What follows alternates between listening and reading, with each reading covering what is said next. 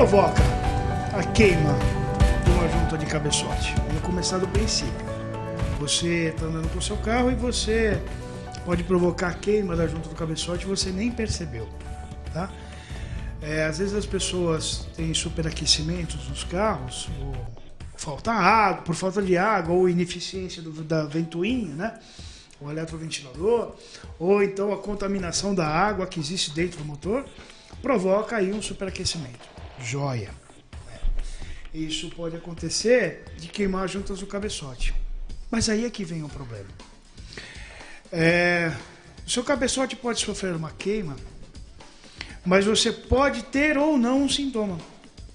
A consequência dessa fervura no motor, ela pode vir um ano depois até, ou até mais. Um ano e meio depois. Portanto, você que está aí na live, você pode ter uma junta de cabeçote queimada no seu carro e você não sabe. Ou uma junta de cabeçote na sua moto queimada e você não sabe. Tá? Não tem como saber disso, não existe um diagnóstico para saber se você está com ela queimada aí ou não, tá? Essa situação que eu estou narrando para você é o seguinte: às vezes a junta queima, mas não a ponto de se romper. Porque uma junta, quando queima, a gente troca porque ela rompeu a divisão entre os cilindros todos dela. Quando ela rompe, ela acaba fazendo com que os dois cilindros acabem se conectando, né? Fazendo o carro falhar, fazendo o carro perder potência. A gente tem a imagem de uma queimada e uma rompida. Uma junta rompida. Você consegue puxar pra gente aí, Luiz? Eu acho que eu acho que é essa daí. Eu acho que é. Não é. Não sei se Mandei. Mandei. Tá. Vocês vão perceber. Pode pegar qualquer uma, Luiz. Pode pegar qualquer uma. Essa aí do 3 cilindros mesmo. Pode pegar essa daí e colocar lá. Vocês vão perceber. Vocês estão essa chegando... com fundo azul. Vocês vão perceber que assim. Os 3 cilindros, né? Nesse caso, é uma junta de cabeçote de um motor 3 cilindros. Ou um motor V6. No motor V6 existem 2 cabeçotes, né? E vocês vão perceber que cada cilindro ele é dividido pela junta. Existe um espaçozinho bem fino entre um cilindro e outro, dividindo um cilindro e outro pela junta aí. E quando uma junta queima, essa divisão ela se desconecta. Tá? Mas pode acontecer com você, do seu carro superaquecer, você passar por aquele perrengue lá no trânsito, de sair água e tudo mais, todo aquele show que só o radiador sabe fazer, né? De sair fumaça, e você ficar com aquele carão, né? Todo mundo olhando pra você, ih, meu amigo, você se ferrou, tal, né? E não queimar a junta de totalidade, na sua totalidade, não romper essa vedação de vez, ela ficar queimada, mas não romper, ela não romper ali, ela fica bem tênue ali e não provoca sintoma nenhum na hora. Você pode ter o sintoma disso daqui um ano, talvez. Daqui um ano. Ou na próxima pane de refrigeração que o seu carro tiver. Tá? Então, pode ser que hoje, você aí na sua casa, lá, com o seu carro na garagem, pode ser que você esteja com a junta do cabeçote do seu motor queimada. Tá? E foi aí que eu disse para você que não há o que fazer, não tem como saber se você está ou não. Quando você vai saber? Quando você vai saber que você tem um problema de cabeçote? Né? Primeiro que o motor começa a falhar.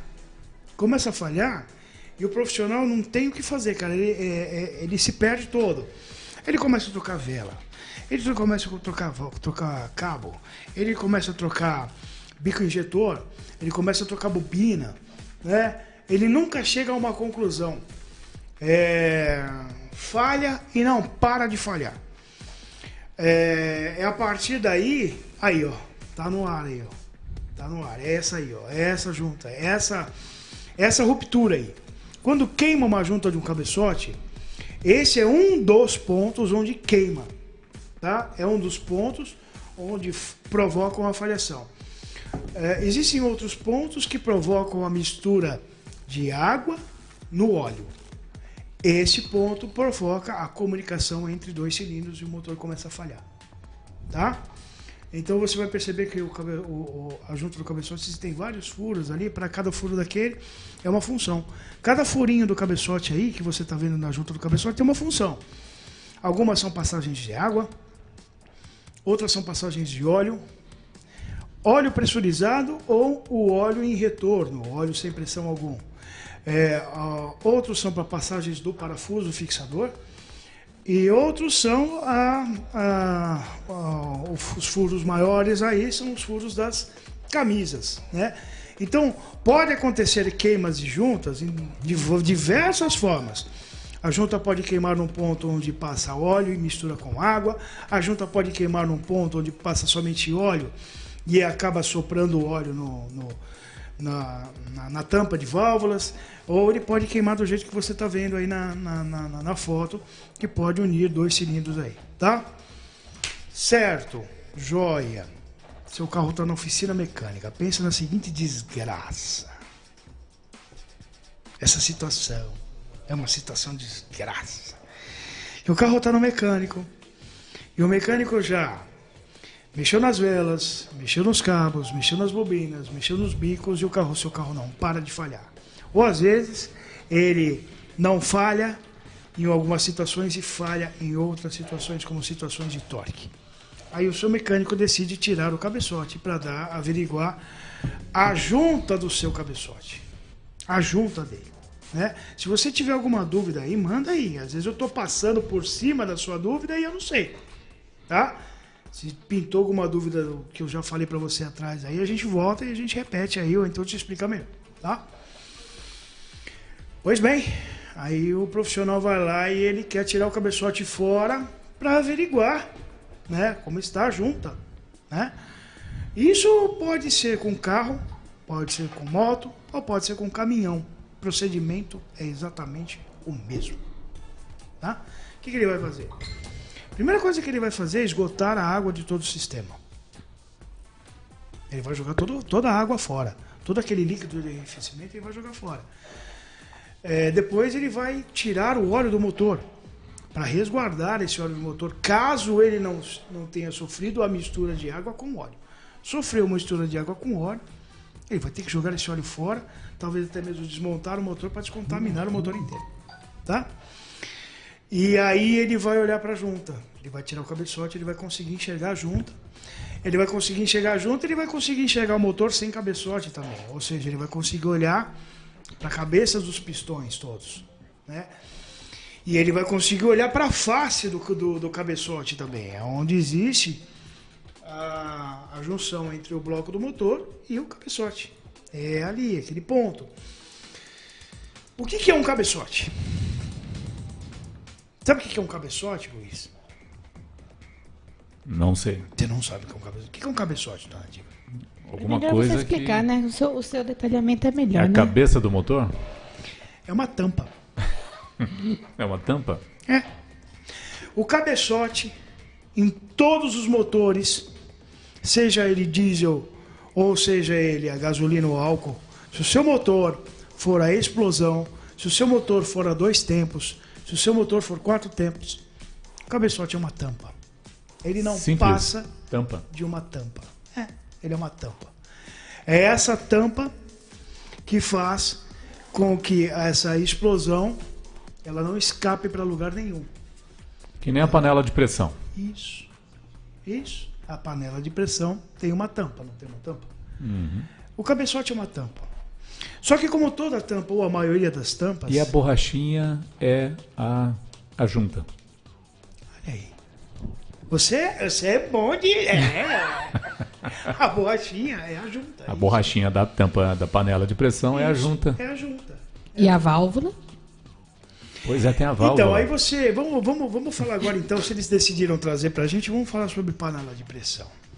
Panela de pressão. Você aí que já fez feijão na sua vida, ou fez uma bela de uma mandioquinha, uma mandioca, ou milho cozido, você já manjou. Nossa, milho cozido. Milho cozido, hein, brother? Ixi. Milho cozido. Então você que curte o milho cozido aí, você já mexeu com panela de pressão. panela de pressão tem aquela tampa, a borrachinha em volta. Aquela tampinha que fica em cima lá girando. Certo? É assim o barulho? Depende. Isso lembra da minha mãe fazendo feijão quando ela era pequena. Fica rebolando assim, o pininho a fica tampinha rebolando. fica...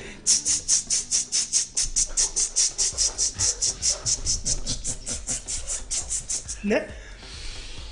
Quando Certo. explode, fica bonito também, né? Puta, já explodiu lá em casa, o feijão pra todo lado, cara. Pois bem, a tampa da panela de pressão. A tampa da panela de pressão não é uma simples tampa. Essa tampa, ela tem uma válvula, e essa válvula é para liberar. Aí, tá vendo? Uma panela de pressão, tá aí, tá vendo? Essa tampa, existe uma válvula para liberar de forma gradual a pressão que está lá dentro, né? Para que essa pressão não suba de uma vez e não exploda essa panela, mas que mantenha a pressão lá dentro o suficiente, não é? É por isso que o alimento que está lá dentro, ele consegue cozinhar de forma mais eficiente. Aliás, tem uma panela de pressão lá em casa que eu posso considerar como um ex também, porque a dona Diva é apaixonada por ela. Ela é mais apaixonada pela panela de pressão do que por mim, só não sei se é pelo belezas também. Porque ela vai fazer feijão naquela panela, ela fica admirando aquela panela de um jeito, ela diz que ela é super eficiente, que ela é maravilhosa aquela panela. Né, dona Diva? Ela é maravilhosa. Aquela panela é meu xodó. Eu não tô valendo uma panela. Exagero seu. Mas tá bom. Você faz coisas que a panela não faz. Como por Uau. exemplo, quieta. Calma que tem trilha. Calma. Pronto. Porra, Luiz, deixa eu continuar com o programa. Ai, continua.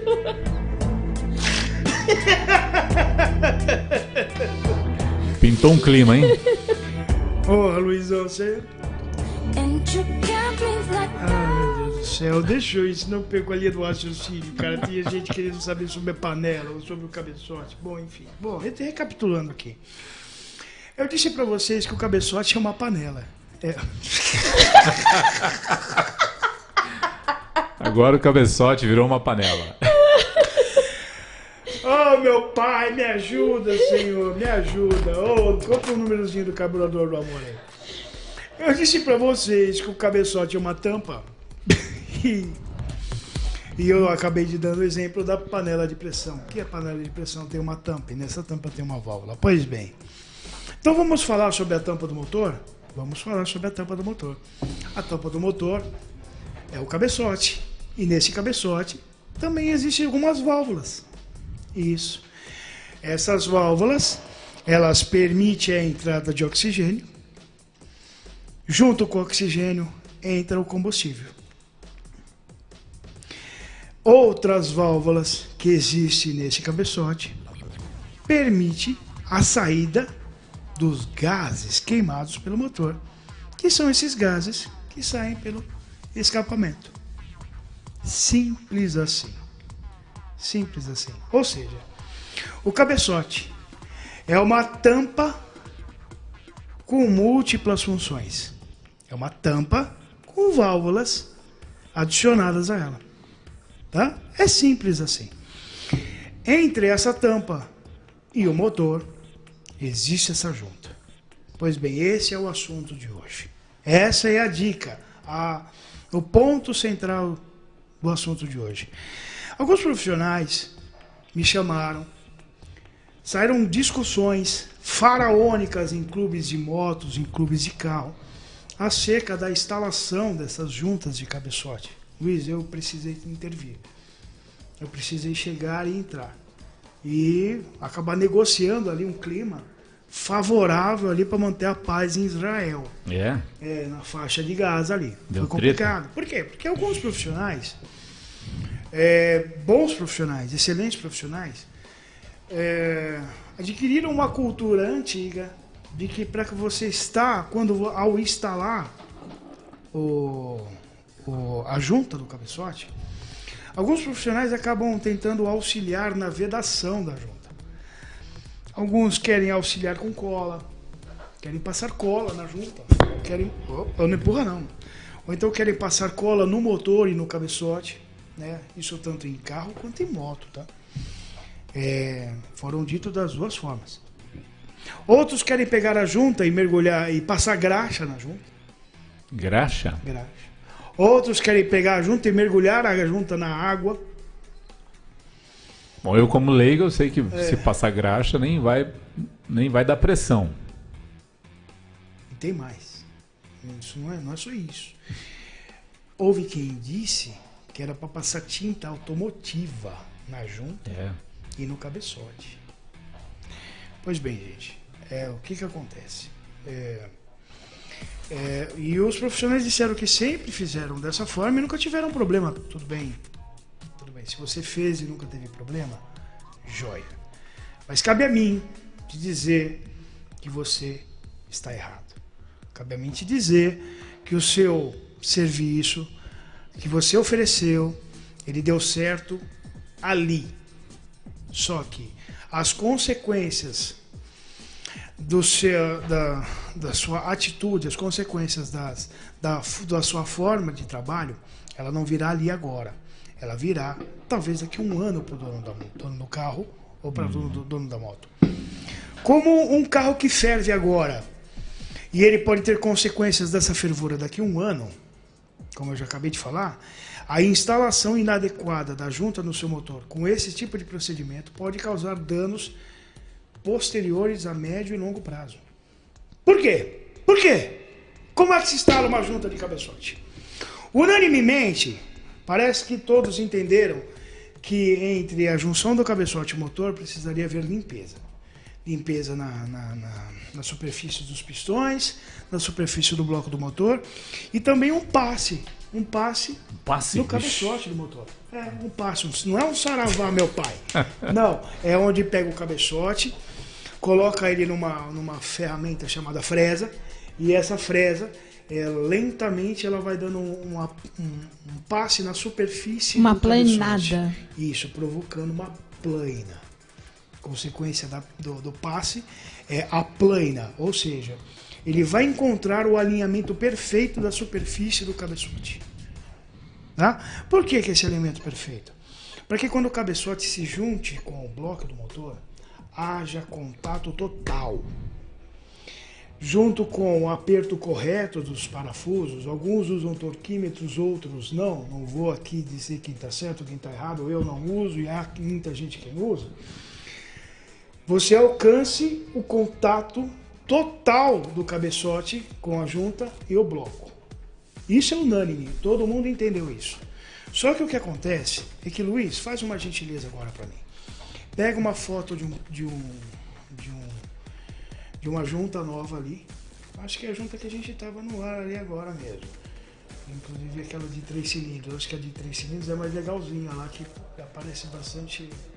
Parece bem a. Essa aí, isso. Você consegue ampliar um pouco essa foto? Não dá para ampliar? Não tem problema. Pois é, aí você está vendo uma junta atípica. Elas são 3 cilindros. Ou essa junta é de um motor V6, que o motor V6, para cada lado existem 3 cilindros.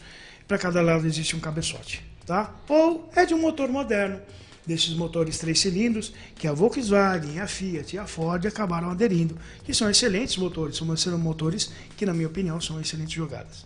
Muito bem. Eu sei que eu estou falando igual o Homem da Cobra, mas é preciso, gente. É preciso, porque essa briga foi faraônica. Essa briga foi faraônica. Vocês vão observar, junto comigo aí, nessa foto. Põe na luz para mim falar com eles. Essa foto aí, vocês vão observar que existem vários furos nessa junta. Existem os 3 principais, que são os 3 furos do cilindro, certo?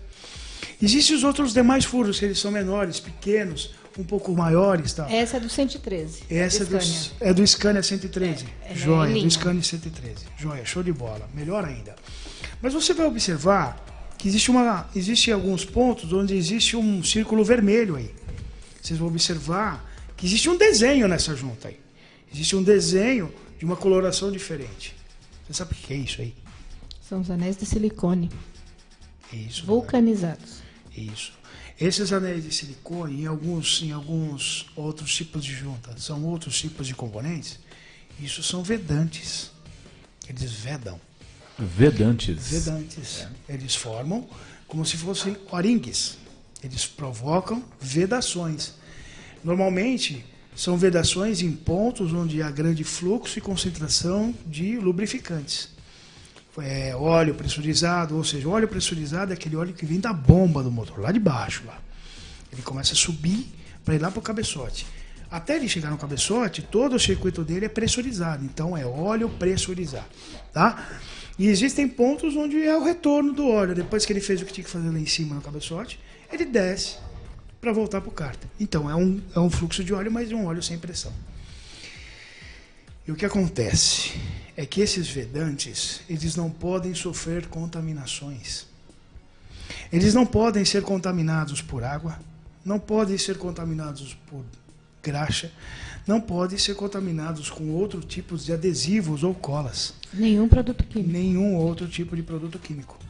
Ou seja, quando você for instalar a junta do cabeçote do seu carro ou da sua motocicleta, deixe completamente limpo, livre de impurezas, livre de óleo, livre de graxa, fora de umidade, a ponto de você conseguir pegar, por exemplo, um papel de alta aderência, alta absorção.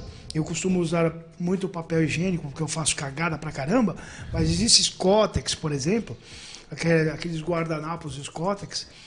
Se você pegar um Scottex com um pouquinho de thinner, papel toalha, com um pouquinho de thinner umedecido no papel, e se você passar na superfície, tanto do cabeçote quanto do bloco, tem que sair limpo.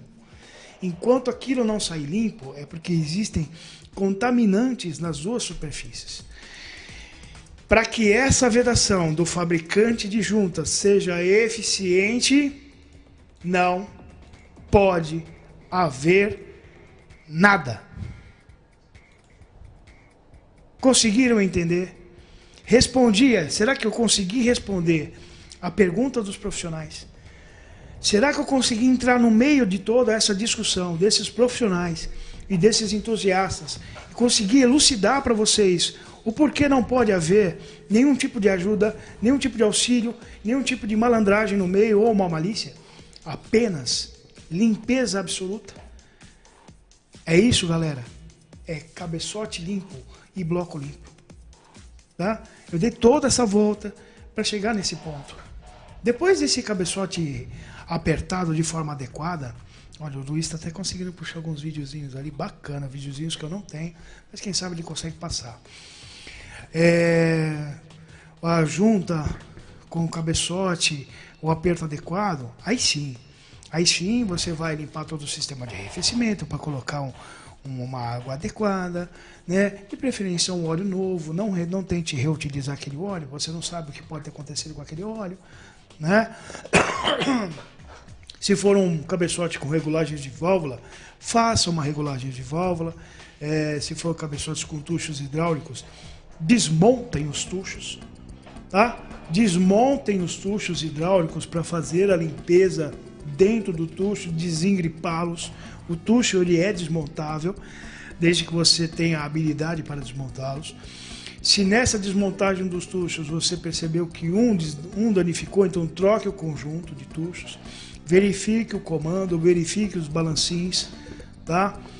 Pega o balancinho assim, ó, numa superfície dura de concreto e pegue todos os balancins a uma distância de uns 3 centímetros do chão, assim, ó. Solta ele em cima da mesa. Solta todos eles em cima da mesa e vê se o som deles entre um e o outro muda. Porque se o som mudar, pode ser que aquele balancinho tenha trinca. Então aí você já troca os balancinhos todos, substitui todos os balancinhos, entendeu? Falei igual o Homem da Cobra, falei pra caramba, mas até que enfim eu consegui explicar de forma, acredito eu que de forma clara para você, como é a instalação de uma junta de cabeçote, tá? Tomara que você esteja comigo aí ainda, tomara que você tenha gostado da explicação. Dúvidas? Por favor, chama aí. Eu vou falar uma coisa assim.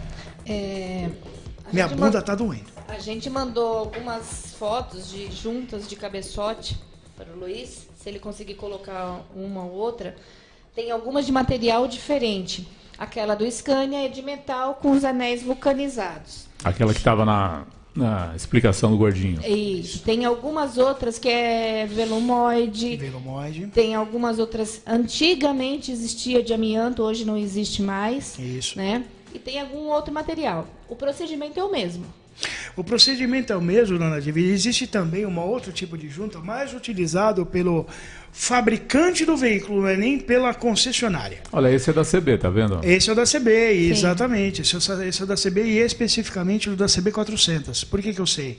Porque aquela junta verdinha ali, ó, nas extremidades dela existe uma parte que tem 2 rasguinhos, um rasguinho de cada lado. Ali é produto de lubrificação do cabeçote. Da 400 ele é externo.